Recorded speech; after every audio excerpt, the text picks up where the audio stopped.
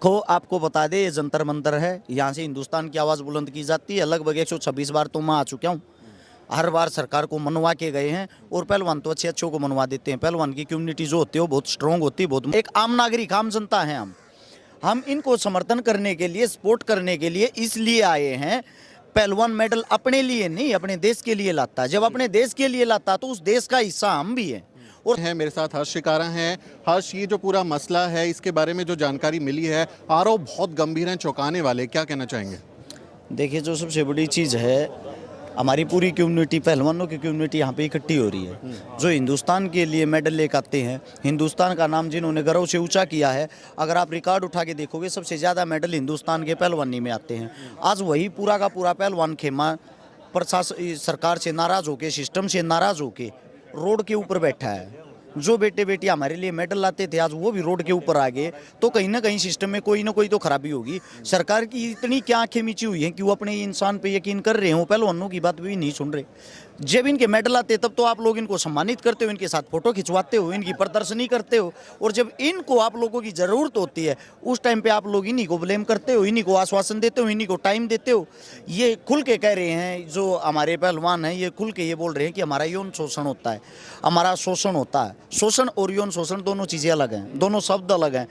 शोषित वर्ग है ये, इनको प्रताड़ित किया जाता है, वो मानसिक रूप से हो, या इनको घूर के किया जाता हो, या इनको परेशान करके किया जाता हो। ये आज प्रताड़ित हैं, ये परेशान है। परेशानी के लिए इन्होंने यहाँ पे अपनी आवाज़ बुलंद की है। इनकी आवाज़ को बुलंद करने के लिए पहलवान कोई भी है, वो गामसा जलाओ है, उसके लिए हम एक आम नागरिक, आम जनता हैं। हम इनको समर्थन करने के लिए, सपोर्ट करने के लिए इसलिए आए हैं। पहलवान मेडल अपने लिए नहीं, अपने देश के लिए लाता है। जब अपने देश के लिए लाता तो उस देश का हिस्सा हम भी हैं।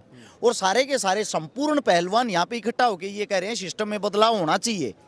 सिस्टम में जब इन्हीं की डिमांड है, बदलाव होना चाहिए। मेडल तो इनको लाने, उनको थोड़ी लाने हैं, उनको तो अपनी वाहवाही बनानी है।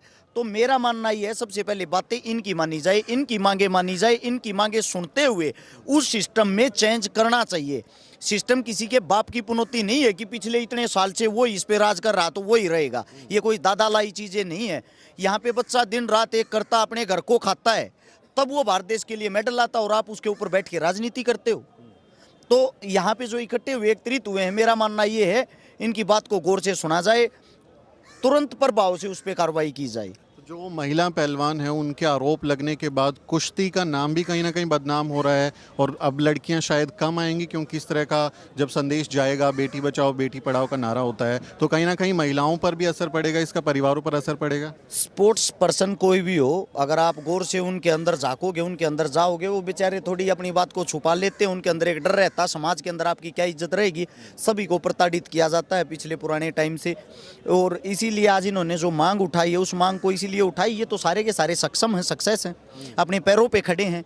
इनका तो शोषण भी नहीं हो सकता, ना इनके ऊपर कोई इनको परेशान कर सकता, क्योंकि ये अपने आप में ताकतवर हो चुके हैं। थोड़ा कामयाब हो गए हैं तो स्थापित हो गए। आने वाली नस्लों के लिए लड़ रहे हैं, जो आने वाले बच्चे हैं, आने वाली बच्चियां, आने वाली बेटियां, ताकि उनका शोषण ना हो। आने वाले समय में उनके लिए अच्छे से रूल बनाए जाएं।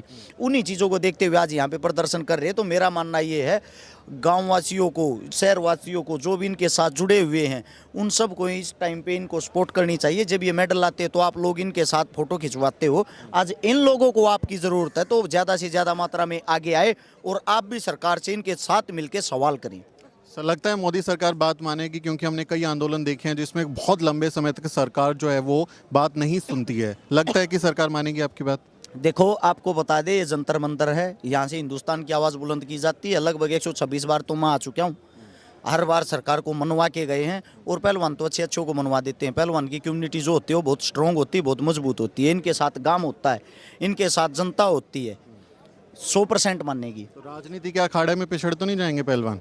ऐसा नहीं हो सकता। राजनीति के अखाड़े में पहलवान कैसे पिछड़ जाएगा? मैं आपको बता दूं, पहलवान से ज़्यादा दिमाग किसी के पास नहीं होता। वो जो 6 मिनट का समय होता है ना, उसके अंदर हद से ज़्यादा माइंड लगाते हैं ये लोग। जब उसके अंदर इतना दिमाग लगाते हैं और इनकी इज्जत दाव पर है, तो अपने लिए क्या ये दाव नहीं लगाएंगे? 100% लगाएंगे और 100% जीतेंगे। मोदी सरकार को मेरा आखिरी सवाल ले रहा हूँ, क्या करना चाहिए कि खिलाड़ियों में, पहलवानों में भरोसा कायम हो? मेरा मानना ये है सरकार को इनकी बातें मानते हुए इनकी कमेटी बैठाई जाए, उस कमेटी को बैठा के जो भी छटनी करने की ये कह रहे हैं, जो भी सिस्टम चेंज करने की ये कह रहे हैं, वो इन्हीं के हिसाब से चलना चाहिए। जब जो एक पहलवान होता है जो देश के लिए लड़ेगा, देश का प्रतिनिधित्व करेगा, अगर वही संतुष्ट नहीं है आपकी कम्युनिटी से, तो बाहर से मेडल कैसे आ जाएंगे? क्योंकि वो माइंड से कहीं ना कहीं एकदम फ्रेश नहीं रहता। माइंड से फ्रेश वो तभी रह पाएगा, उसको उसी के प्रकार का सिस्टम मिलेगा।